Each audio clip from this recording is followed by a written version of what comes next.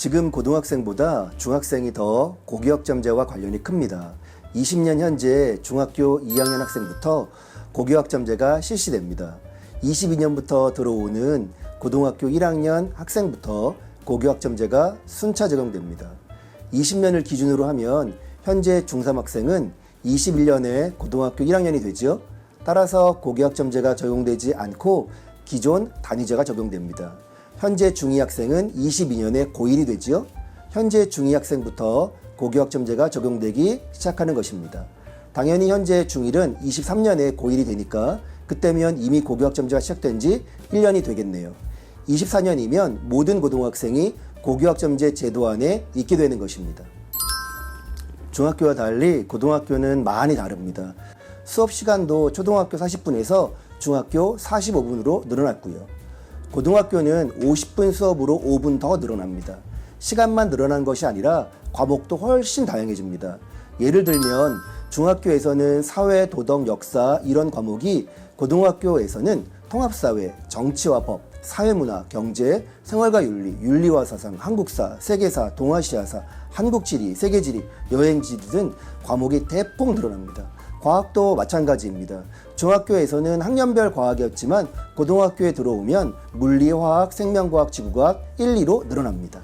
그렇다고 해서 이 과목을 다 공부하는 것은 아닙니다. 이 과목 중 내가 희망하는 진로와 진학에 맞추어 과목을 선택하게 됩니다.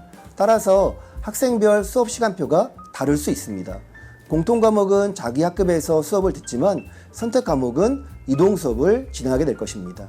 고등학교 1학년 과목은 전국 공통 과목이어서 선택이 거의 없습니다. 하지만 고2부터는 선택 과목이 많아집니다. 고3이 되면 더 많아져서 이동 수업도 그만큼 늘어납니다. 고등학교에 들어오면 진로 진학이란 말, 교육과정이란 말을 귀에 못이 박히도록 듣게 됩니다. 고1부터 진로 상담, 학습 이력 상담, 대학 안내, 전공, 계열, 학과 안내 등 진로 진학에 관해 여러 정보를 듣게 됩니다. 그리고 이를 위해 고등학교 교과목 선택에 대해 집중적으로 안내받고 상담하고 고민하게 됩니다. 고등학교는 내 교육과정을 설계하는 것입니다. 주변의 담임선생님, 교과선생님, 그리고 경험한 선배들의 도움을 크게 받을 것입니다. 교육과정은 교과와 창의적 체험활동을 어떻게 편성하는가가 관건입니다.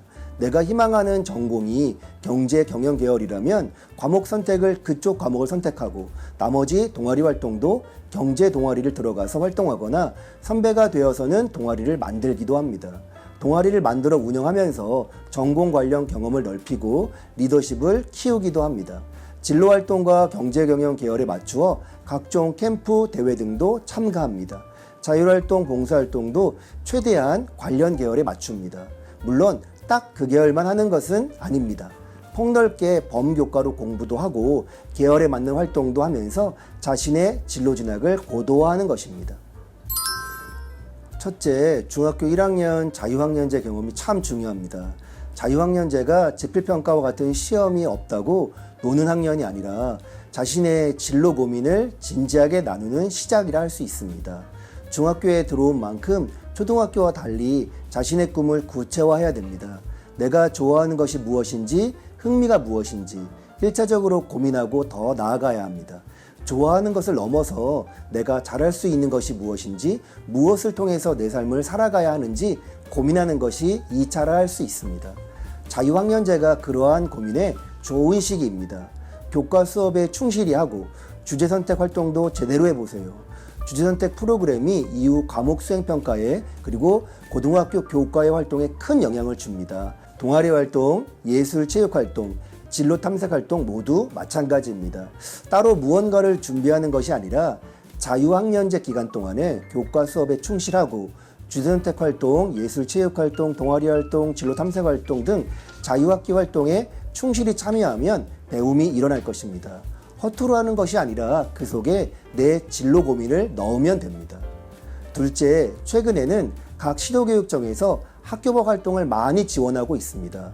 세종의 경우 중1 자유학년제가 끝나면 그 경험을 구체화할 수 있도록 중2, 3 대상으로 중학교 버전 캠퍼스형 공동교육과정을 제공하고 있습니다. 자신이 희망하는 과제를 통해 배우고 고등학교에 가면 이런 것들을 하는구나 미리 경험하기도 하고 일석이조입니다. 이뿐만 아니라 마을교육과정도 중학교에서 많이 참여하고 있습니다. 자유학기제 활동도 포함하기도 하고요. 별도로 주말에 운영하기도 합니다.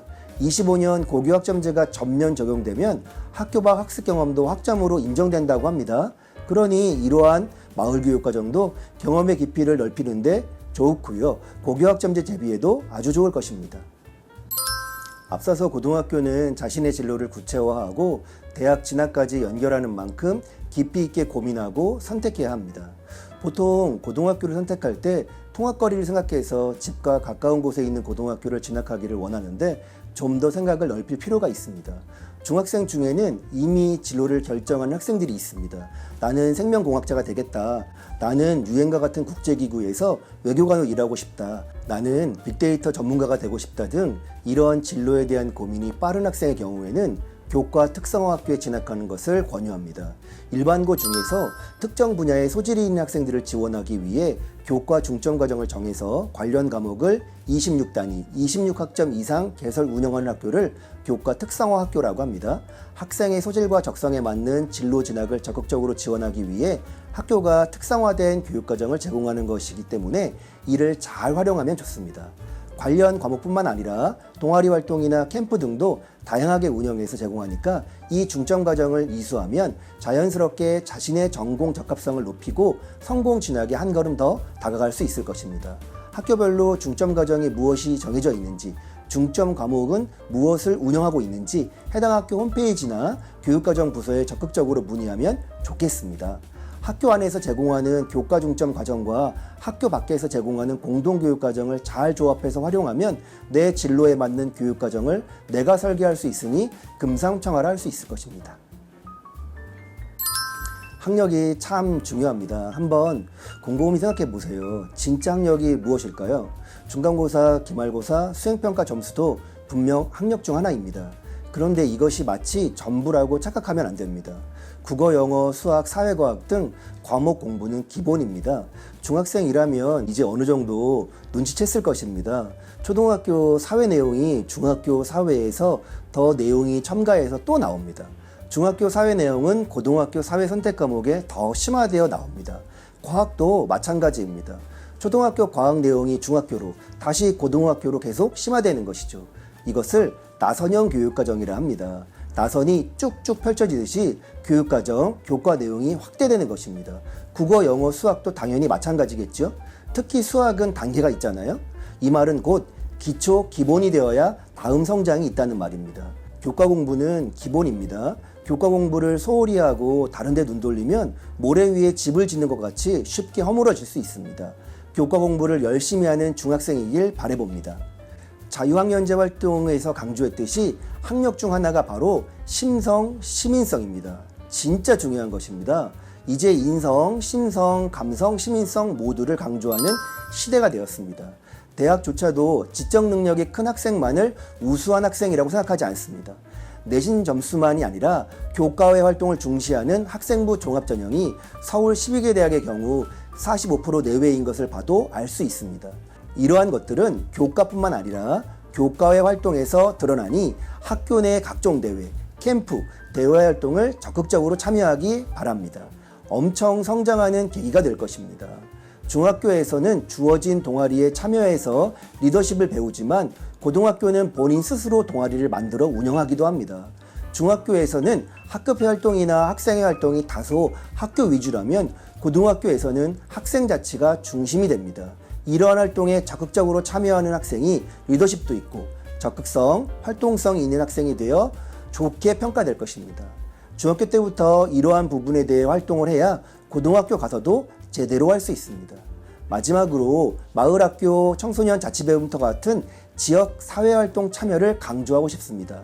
이제 공부는 학교 안에서만 하는 것이 아닙니다. 고교학점제에서는 지역사회 연계교육과정, 마을교육과정을 강조하고 있습니다. 학교 밖 학습 경험을 학점으로 인정할 예정입니다. 여러분의 보다 풍부한 삶을 위해서도 도움이 될 것입니다. 지금 고민한 만큼 그만큼 성장합니다. 성장하고 또 성장하세요. 여러분의 삶을 응원합니다. 감사합니다.